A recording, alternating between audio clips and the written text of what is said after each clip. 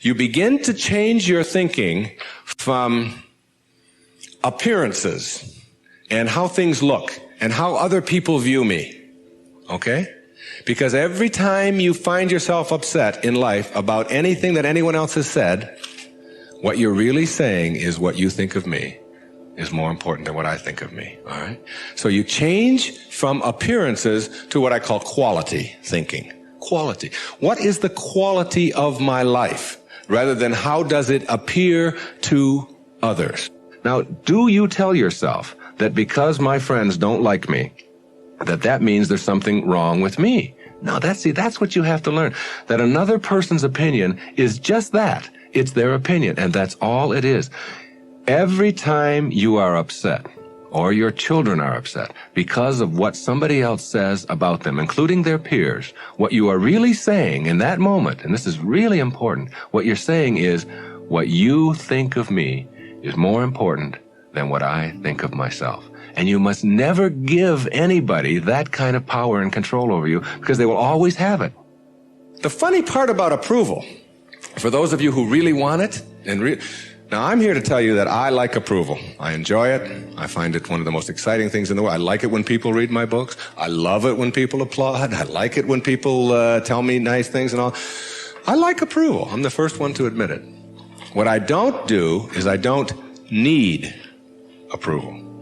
There's a big difference between wanting approval and needing approval. When you need approval, it means you become immobilized when you don't get it, from making other people's opinions more important. Now, for those of you who say, yeah, but I want approval and I need it, and if I don't get it, and so on, then understand this. The people who get the most approval in life are the ones who care the least about it. And the ones who get the least approval are the ones who are always going after it. So if you want approval in this paradoxical way that I'm talking about it, stop needing it. Stop concerning yourself about it. Ask yourself, who gets the most approval in life? Think of the person that gets the most approval, and you'll see that that person couldn't care less what other people are thinking.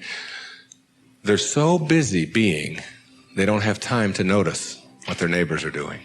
Thoreau said this. He said, if you advance confidently in the direction of your own dreams and endeavor to live the life which you have imagined, you will meet with a success unexpected in common hours. What that means is that success is not something that you can get in life. Success is an inner process. Success is something that you bring to everything you do in your life. It isn't something you get out of what you do.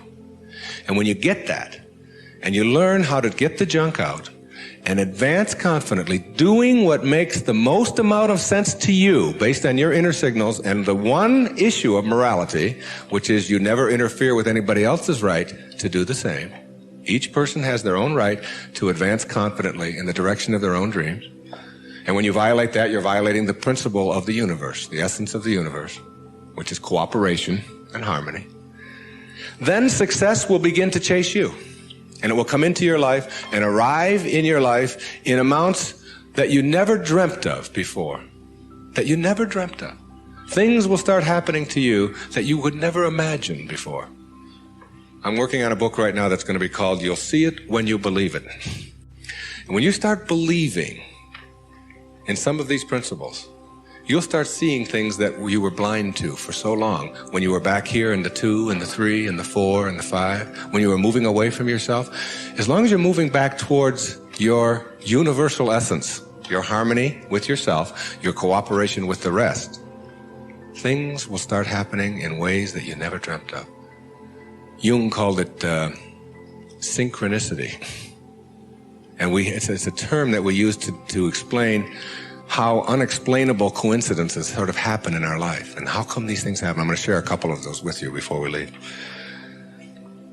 The quality versus appearance in your life means that you get that inner candle flame working in a way that gives you quality, independent of what other people think of you. Maslow, in defining self-actualizing, no-limit people, said they are independent of the good opinion of other people.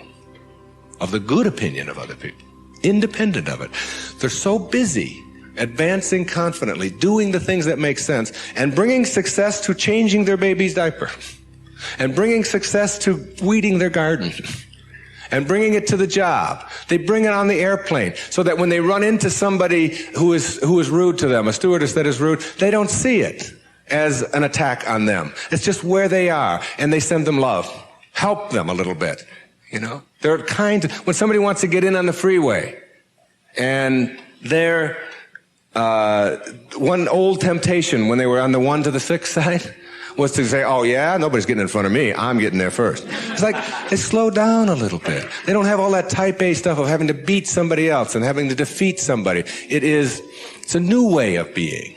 It's a way of quality where your harmony allows you to cooperate, and you are a part of what this whole thing is about.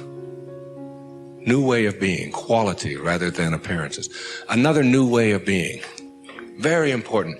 Living your life on ethics rather than rules. Ethics rather than rules.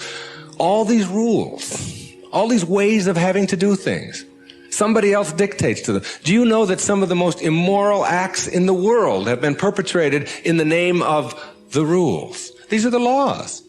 What do you think Nazi Germany was all about? Everybody doing all these horrible things to other people. I'm only doing my job was the defense we all heard at Nuremberg. I was just doing my job. If it's an immoral rule, it's immoral to obey it. And self-actualizing people, as Maslow tells us, have rules inside of them that they could never obey, never disobey, ever. And they have to do with ethics, how you treat people. How do you think we get to where we are now? You know who Rosa Parks was? The woman in the South, the black woman in the South who said, not today, I'm not going to the back today. No way. I know what the rules are. The rules were all over the place. If you needed a reminder, there were signs every place. Colored in the back, white in the front. And she said, no, I'm sitting here.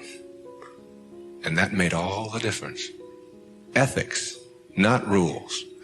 When your children start disobeying rules that need to be disobeyed, don't be surprised. When I was in the service, they had a policy on Guam, where I was stationed, which would not allow the Guamanian civilians to shop in the PXs and the Navy exchanges. But they did allow all other civilians to shop in the Navy exchanges and PXs. But if you were Guamanian, that is, if your skin was dark and your eyes were shaped a little different, then you couldn't. A clear, outright violation. I was a serviceman. I was in the Navy. I was a communications cryptographer. They had a newspaper in the Guam Daily News, and it said, an invitation to speak your mind.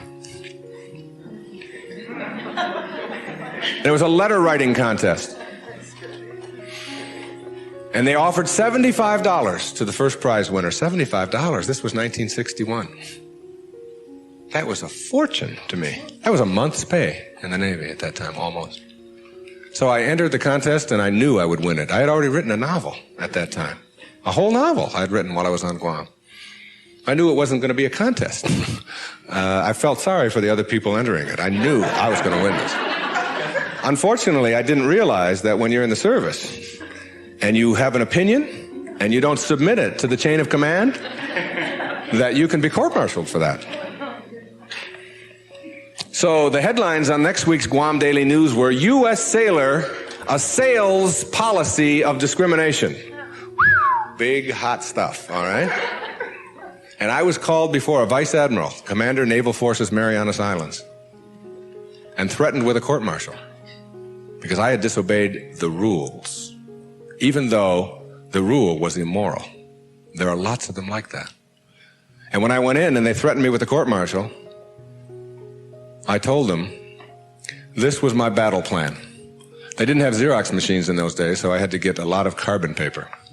I wrote a letter to President John F. Kennedy, and I wrote a letter to the Secretary of the Navy, and I wrote a letter, my hometown was Detroit, I wrote a letter to the Detroit News and a letter to the Detroit Free Press, telling them what was happening to me as a result of just expressing my opinion about an immoral act that was going on over here on Guam. And I showed the naval vice admiral my letters right there. I said, I've only sent the one to the president and the secretary of the Navy. These letters go to the newspapers across the country. There was one there to the New York Times as well, and the Los Angeles Times. It was, and I just spread them out before him. I said, if you court-martial me or punish me in any way for this, then what's going to happen is the world is going to find out about this policy. And I'm prepared. I'm ready. I can handle it. And I was 20 years old at the time, or 21. Not only did I get a blessing from that, because all things come in blessings for you, I got out 90 days early. And they stamped on my record, P.I., because the president took it up and sent it to the secretary. Must have. And I never heard from him, but the P.I. on your record means political influence. And they don't like anybody with political influence in the military. And as soon as they saw that, they said, this is somebody we probably will be giving a discharge real soon. There was no court-martial. And in September of 1962, a brand new policy was initiated on Guam, which allowed any civilian to shop in the Navy exchanges. And it came about as a result of someone saying, these rules are immoral, and therefore it's immoral to obey them. New ways of being, ethics rather than rules. And when your kids want to know why, how come these rules are so stupid? How come we have to do this? Encourage them to change them. My mother always did that. She would have to help me get out of the messes that I got myself into, because I did it in my impetuous youth. I would just, when they would say to me, what's more important, your job or school? I was just honest. I said, my job, of course. That's how I felt in those days. But what you do put out in the world is exactly what's coming back to you. And if you find things coming back to you that you don't like and don't understand, don't ask yourself why these things are coming to you. Ask yourself what you're doing to make them come back to you. And when you start putting the responsibility on yourself, you'll start seeing dramatic changes. Dramatic changes. A new way of being. Instead of rules, ethics. Another new way of being. Instead of looking all your life for achievements and externals, try living your life on knowledge for the sake of knowledge. Knowledge instead of achievement. For the sake of knowledge. Being in a context in which you don't have to collect a lot of merit badges. You don't have to collect a lot of awards and other people's value judgments. That you go to school or you go out into the world or you read or whatever it is you do because it makes sense to you, not because of what somebody else is going to put on a transcript or where you're going to appear in a class list. We need to help our children to understand and value the importance of knowledge for the sake of knowledge and doing things that make sense rather than taking the easy way. Knowledge rather than always trying to achieve. We're in an achievement-oriented society, which tells us that we evaluate and judge a human being based upon how many achievements he has. But most of the people who get caught up in that trap and are always in this circle of trying to get ahead, trying to always get ahead, their reward for that almost always is higher blood pressure, ulcers, early deaths, and even things like cancer, we're beginning to find out, are related to the kinds of stresses that we have. And remember, it's a perfect universe. There's no stress in it.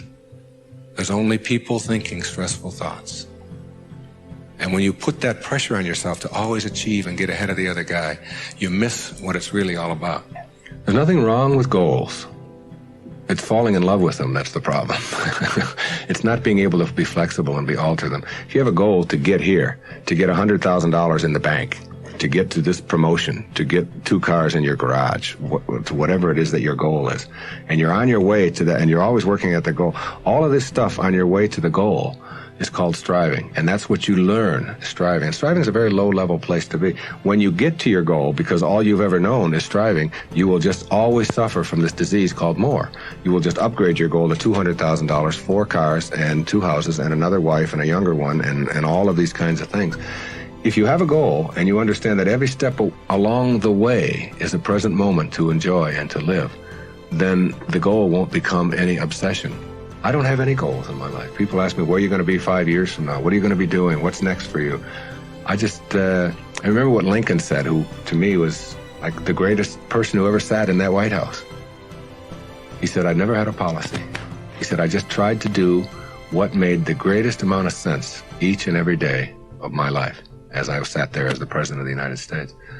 And I think there's something really significant in that you don't have to get it all planned out and follow a certain pattern and do it a certain way. If you just sort of trust your inner instincts and go with that and live each moment, the goal stuff will all take care of itself. But if you're sacrificing and pushing your life aside and suffering on your way to trying to get someplace, you'll never get there. It will always elude you, because once you get there, you'll just have to upgrade it. And that's because that's all you'll know. Nowness is that purest form of sanity, living in this moment and enjoying it. And all the rest of it will sort of work its way out.